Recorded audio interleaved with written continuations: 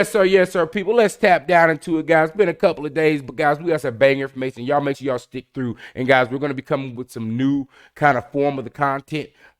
Starting tomorrow, kind of with it being kind of like a little shorter, maybe two segments per video, which will allow me to put out more videos, but also it'll help with the attention spans. I know our attention spans are like gnats, so they drop off after a while. So good 5-minute videos, I think, with packed information will be great. But let's tap down the information, guys.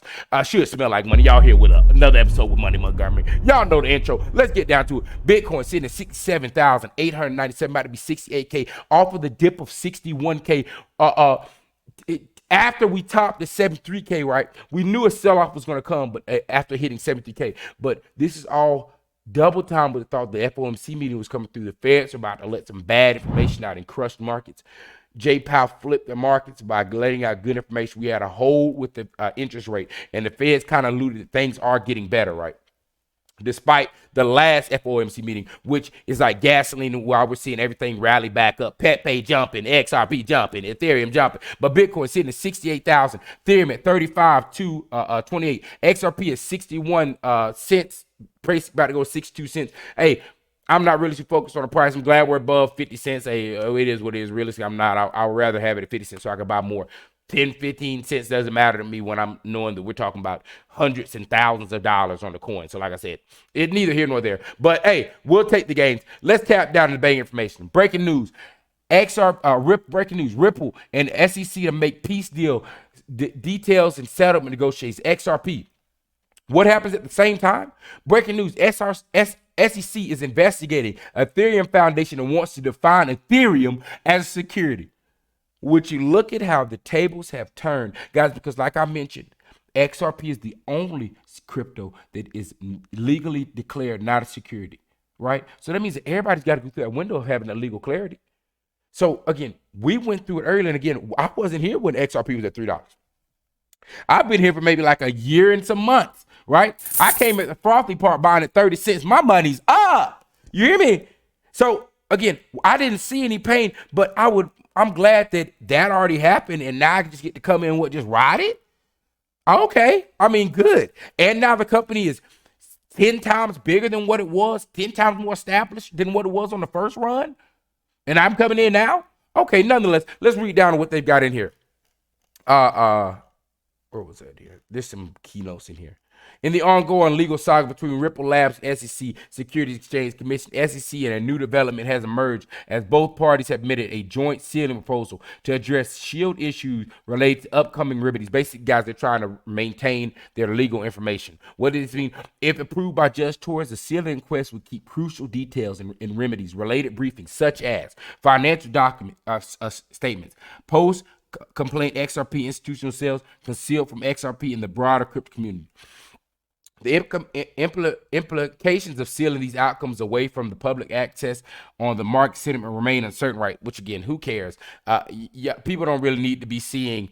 If that was put out, that would probably open up doors for more legal issues. We don't need everybody and their mama who is against XRP having some reason to try to go up in there. So I understand. Additionally, inclusion in the timeline of protracted SEC Ripple versus Lab lawsuit, which began in 2020, remains unclear despite the case entering remedies deliberation. Some key notes.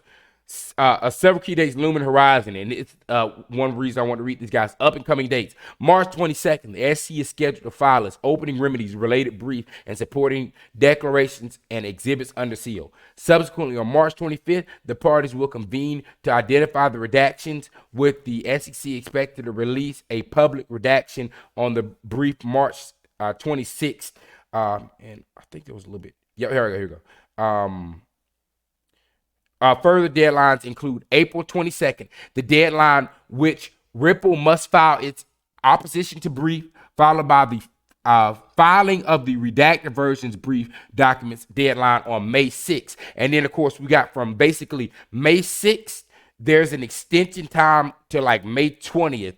Basically, I forgot what it was that they were, obviously things can fall through, or there might be more time that's needed to be collected, but there's obviously what they would call a deadline date, and a deadline date will be that May 20th. So then we are essentially looking from May 22nd-ish to April 22nd-ish to May 20th. is realistic that time span of what everything alludes to when we're looking at our settlement, guys? You talking about a month out? Okay, guys. Hey, plus your Bitcoin halving that occurs in that same time too. Guys, I don't think y'all understand why I'm telling y'all everything is lining up. All crossroads are lining up to that latter half of April, guys. All crossroads are lining up to it. What else do we have that pops out here? Ripple, not an SEC, says the European Institute. What does this mean for SEC versus XRP? The European Corporate Governance Institute, ECGI, has reaffirmed that XRP utility token is a utility token and not a security, which falls within American court's ruling back in July. So now let's get this right. We've got them going to peace settlements, basically saying, hey, we're getting ready to close this up. We're not going to release the documentation. You've got them, the SEC now turn to somebody else like they're done, right? You've got our deadline dates.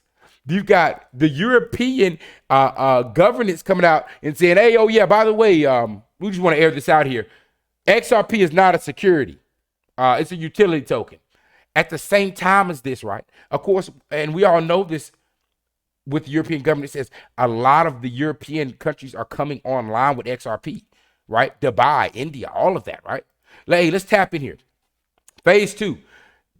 And again, why I'm saying, hey, guys, look at what's happening in front of you. Phase 2, Hong Kong dollar HKD pilot is exploring the potential of programmability, tokenization, and more. Ripple is a participant in the sandbox with others such as Alipay, the Bank of China, and MasterCard Asia. And again, guys, I got a video I'm going to show y'all tomorrow. Remember that partnership that we have with MasterCard now, right? Again, and some more participating partnerships. We have the Fuboom Bank partnership. That's Ripple, obviously, right? We have actually partnerships with all these guys. Hex Trust, all of that. But now let's go down and know how this works for the HELOC, right? 1, loan application. Customer granted HELOC loan against their mortgage property. Again, guys, HELOCs are like taking loans against your property, right? Now check this out. The money liquidity is sent over. The value through Ripple, CBDC, to Fubon Bank. Fubon Bank then loads the money into a vault, which is the ODEX lab or Codex lab, right? Plus whatever the contract loan amount is of the borrowing for, like, how much you've been borrowed against your house or borrowed against your mortgage, right? Into that vault. It's basically like a treasury or a registry spot. All right, cool. Step 2, draw period. Customer draws on credit facility and spends. Request draw. Basically, so now while we have this all in the vault, right? Now the customer can take the loan money off of, he can borrow off the money in that vault as it like a personal loan machine, right? He can go back and pay it, take more out, pay it, take more out. The loan amount kind of stays stagnant based on that percent, what you've taken off of that house, right? Almost like a personal credit card or personal ATM, right? Keep it pushing through. Step 3, once the customer gets done with whatever he's taking, he pays the loan back, right? That goes back into it. So now the money would be in there, but he can borrow against that mortgage value in that vault. That mortgage value is what's borrowable against, right? Whatever that amount may be. You took 100,000 against your mortgage. All right, that's 100,000 there. Well, you could borrow, you could have taken 10,000, paid 10,000. You still had 90,000 there. You put the 10,000, now 10,000 just sits in there, right? Now, I don't think it's really like an interest or accruing type of a deal that works, because again, it's on the property, right? So now, if once customer wants to close, the customer closes it, right? That value goes back to the bank, right? And of course, the mortgage amount is returned back to the property, value. And that would be the close of how you would be able to borrow with the HELOC and how Ripple CBDC is kind of utilized. It brings the money in. And of course, that can be done with multiple customers, thousands of customers, right? To multiple banks. But it's just on the scale of what they're bringing up with HELOCs. Guys, millions. If you don't get it, you never will. Let's keep tapping in. My range on XRP is $5 to $10 in this cycle. I see many people saying that it won't or it can't happen. And it's from Nick, the Crypto Crusader, and the guys, like I said, that's conservative, guys. But let's tap in here. I said $10 to $30 conservatively is what my prediction is for this cycle. Let's see what he says. these are the same people cheering for Ethereum to hit 7,500, 10,000, but also Bitcoin to hit 100,000, 150,000. Which, guys, again, I personally believe Bitcoin is going to hit 100,000 to 150,000 this cycle. So this is how realistic this is, right? Think about logic for a second. Even going on the fully diluted market cap of XRP at $5 to $10, the market cap would be 500 billion to 1 trillion. Ethereum at 7,500 to 10,000 would be 900 billion or 1.2 trillion. Bitcoin at 100,000, 150 would be valued at 1.9 trillion or almost to 3 trillion, and 3 trillion at 150,000. He said, now, I ask you, does it seem crazy to think XRP with 5 to 10 this cycle? Absolutely not. In my opinion, in fact, it's conservative. That's what I said. And again, you got to tie in, guys. That doesn't count with XRP's liquidity being used as a bridge currency. When these banks are all online buying up to shuffle this money across constantly, right? That's what the price spikes up to. That's why we're going to 10,000. But even alone, when people, and I personally see, like I said, Bitcoin hitting 150,000, Ethereum hitting 7,500. So if that's likely, 5 to 10 in this cycle for XRP is nothing. But like I said, 1,000 coins sold at $10 is 10 bands.